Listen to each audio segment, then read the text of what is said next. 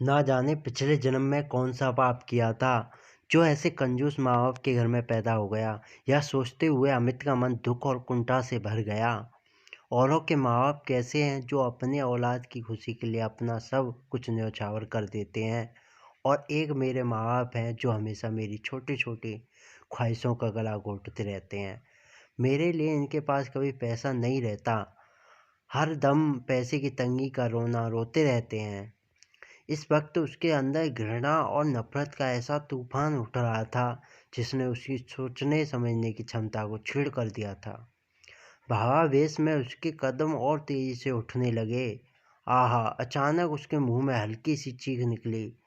शायद उसके पैरों में कोई कंकड़ चुभ गया था। कहीं ट्रेन ना छूट जाए इसलिए उसने रुक कर देखना उचित नहीं समझा। एक पैर उठाकर उसने जूते के नीचे से कंकड़ निकाला और तेज कदमों से आगे बढ़ गया। थोड़ी ही देर में वह अपने कस्बे के छोटे से रेलवे स्टेशन पर पहुंच गया। टिकट तो उसे लेना नहीं था, इसलिए वह सीधा प्लेटफॉर्म पर पहुंच गया। प्लेटफॉर्म पर खड़े होकर उसने मोबाइल निकाल कर देखा। सुबह के 5 बज रहे थे। ट्रेन अपने समय से आधे घंटे देरी से चल रही थी। वह पास में मौजूद कुर्सी पर बैठ गया और ट्रेन का इंतजार करने लगा। पैर में अभी भी दर्द का एहसास हो रहा था। अरे ये तो पापा के जूते हैं। वह जूते निकालने के लिए नीचे झुका, चौंक पड़ा। शायद रात के अंधेरे में उसे दिखाई भी नहीं दिया था और जल्दबाजी में उसने पापा के जूते पहन लिए थे। जूते निकालकर उसने देखा कि पैर के तलवे में एक जगह खून रिसा हुआ दिखाई दिया। जख्म ज़्यादा नहीं था, बस हल्का सा ही चुभा था। तभी उसका ध्यान जूतों के निचले हिस्से की तरफ गया जो बिल्कुल क्षत विक्षिप्त हो चुके थे। बुरी तरह से घिसने के साथ साथ वे कई जगह से फट चुके थे। तो पापा क्या रोज़ यही जूते पहन कर ऑफिस जाते हैं? जब एक बार पहनने से ही मेरे पैरों में कंकड़ चुभ गया तो रोज़ पहनकर ड्यूटी जाने से दौरान उनके पैरों में कितने कांटे चुभते होंगे। यह सोचकर ही उसका दिमाग सुन्न हो गया। तभी उसे याद आया कि पापा ने पिछले महीने के ही उसके लिए कैंपस के 1500 के जूते खरीदे थे। वह पत्थर की बूंद की तरह वहीं पर जम गया। 18 वर्षीय अमित अपने माँ बाप का इकलौता लड़का था जो एक शहर के अच्छे प्राइवेट स्कूल में 10वीं की कक्षा में पढ़ता था। उसके पिता एक प्राइवेट कंपनी में क्लर्क थे और माँ एक कुशल गृहिणी थी। इकलौती औलाद होने के कारण उसके ऊपर माँ बाप का कुछ ज़्यादा ही प्यार दुलार था। वे सीमित आमदनी के बावजूद भी उसकी हर ख्वाहिश पूरी करने की कोशिश करते थे। उसकी संगत शहर के अमीर घरानों से संबंध रखने वाले कुछ लड़कों से हो गई जो उसके साथ ही पढ़ते थे, जिससे परिणाम स्वरूप वह थोड़ा बिगड़ गया था। यार अमित, ऐसे कब तक हाथ गंदे करेगा? इससे अच्छा एक बाइक क्यों नहीं ले लेता? एक दिन छुट्टी के समय वह अपने साइकिल की उतरी हुई चेन लगा रहा था। तभी उसके दोस्त अजय ने टोक दिया। हाँ यार, अजय ठीक कह रहा है। सुनील ने भी अजय की बात समर्थन किया। वे दोनों बाइक से ही स्कूल आते थे। स्कूल की लड़कियों के सामने यह बात सुनकर अमित खुद को अपमानित महसूस करने लगा। उनकी यह बात तो उसके दिल में चुभ गई।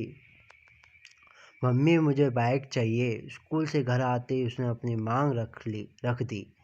बेटा, तू तो जानता ही है, एक तेरे पापा की सैलरी पर पूरा घर चलता है। वे इतना बड़ी रकम कहाँ से लाएंगे? माँ ने समझाया। मैं कुछ नहीं जानता, मुझे किसी तरह बाइक चाहिए। इतना कहकर वह क्रिकेट खेलने चला गया। रात को माँ ने पापा से यह बात कही तो पापा कुछ नहीं बोले। शायद उन्होंने सोचा कि उसने ऐसा ही बोल दिया होगा, सो उन्होंने ऐसे गंभीरता से नहीं लिया। पापा, मेरे बाइक का क्या हुआ? 3-4 दिनों के इंतजार के बाद उसने एक दिन पापा से पूछा, बेटे अभी पैसे की थोड़ी दिक्कत चल रही है, 2-3 महीने रुक जाओ, मैं दिलवा दूंगा। पापा बड़े प्यार से बोले, नहीं, मुझे बेवकूफ़ मत बनाइए, मुझे इसी हफ्ते बाइक चाहिए। अमित जरा ऊंची आवाज़ में कहा, अमित, मैं देख रहा हूँ तुम धीरे धीरे जिद्दी होते जा रहे हो। उसके चिल्लाने पर पापा ने थोड़ी सख्ती दिखाई और यह सुनकर अमित पैर पटकते हुए बाहर चला गया। पापा उसे जाते हुए देखते रह गए। इसके बाद 1-2 दिनों तक उसने किसी से ठीक से बात नहीं की। अंदर ही अंदर उसके मन में विद्रोह की भावना पनपने लगी थी। मुझे लगता है कि अब इन लोगों के भरोसे रहने से कुछ नहीं होगा। मैं इन्हें छोड़कर शहर चला जाऊंगा, पैसे कमाऊंगा और अपने पैसे से बाइक खरीद कर दिखा दूंगा कि अब मैं इनके ऊपर निर्भर नहीं हूँ। पता नहीं कहाँ से यह विचार उसके दिमाग में आ गया था, परंतु इस विचार ने उसके दिमाग में अपनी जगह बना ली थी।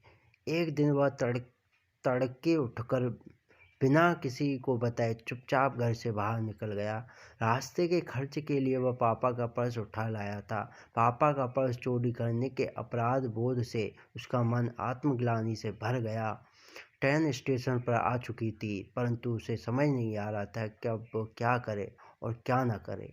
कभी वह जूतों को देखता तो कभी पर्स को देखता। ट्रेन के बाद जाने के बाद उसे कांपते हाथों से पर्स खोला। पर्स में 10-10 के 3-4 नोट पड़े हुए थे और एक छोटी सी डायरी भी थी। शायद उसमें पैसे के लेन देन का हिसाब लिखा हुआ था। मन बहलाने के लिए वह डायरी निकाल कर पढ़ने लगा। शर्मा जी से 30,000 रुपये लिए कंप्यूटर के लिए, ब्याज 5 रुपये प्रति सैकड़ा। 6 महीने पहले ही पापा ने उसके लिए नया कंप्यूटर खरीदा था। तो क्या पापा ने कर्ज लेकर मेरे लिए कंप्यूटर खरीदा? पढ़ते ही उसे झटका लगा। वह तो सोचता था कि पापा कंजूसी से पैसे बचाकर ब्याज पर चढ़ाते हैं, परंतु उन्हें तो उसके शौक पूरे करने के लिए हज़ारों रुपए का कर्ज ले लिया था। उसने आगे पढ़ना शुरू किया। वर्मा जी से 50,000 रुपये बाइक के लिए, ब्याज 3 रुपये सैकड़ा। दिन और तारीख बीते कल की ही थी। यानी पापा फिर उसके लिए। उसकी आंखों में आंसुओं की धारा फूट पड़ी। वह तुरंत उठा और तेजी से घर की तरफ दौड़ पड़ा। बदहवासी में भागता हुआ जब घर पहुंचा तो पापा अभी बाथरूम में नहा कर निकले थे। अरे कितनी दूर टहलने चले गए थे बेटे, चलो जल्दी से तैयार हो जाओ, बाइक एजेंसी चलना है। पापा उसे देखते ही बोले। इतना सुनते ही अमित के सब्र का बांध टूट गया। वह तुरंत पापा से लिपट गया और बच्चों की तरह फुट फुट कर रोने लगा। नहीं पापा, मुझे बाइक नहीं चाहिए। बस सब करते हुए बोला। अरे क्या हुआ, क्यों रो रहे हो और बाइक क्यों नहीं चाहिए? मैंने लोन की सारी प्रक्रिया पूरी कर ली है। पापा को अभी भी कुछ समझ नहीं आ रहा था कि इसे हुआ क्या है। आप इस लोन को कैंसिल करवा दीजिए।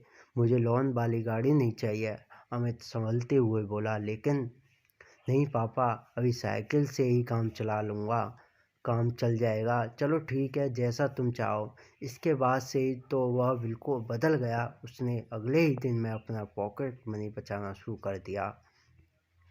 पापा, आज फादर्स डे है, इसलिए मैं आपके लिए गिफ्ट लाया हूँ। पापा नाश्ता करके ऑफिस जाने के लिए दरवाजे से निकलने ही वाले थे कि अमित ने मुस्कुराते हुए उनका रास्ता रोक लिया। अच्छा, जल्दी दिखाओ क्या है, वरना मुझे ऑफिस के लिए लेट हो जाऊँगा। बस 2 मिनट पापा, आज बस कुर्सी पर बैठ जाइए। अमित ने फटाफट उनके पुराने जूते निकाले और नए जूते पहना दिए जो पूरे 1500 के थे। खुशी के मारे पापा की आंखें भर आईं। अमित ने उनके पैर छुए तो उन्होंने उसे उठाकर गले से लगा लिया। Thank you.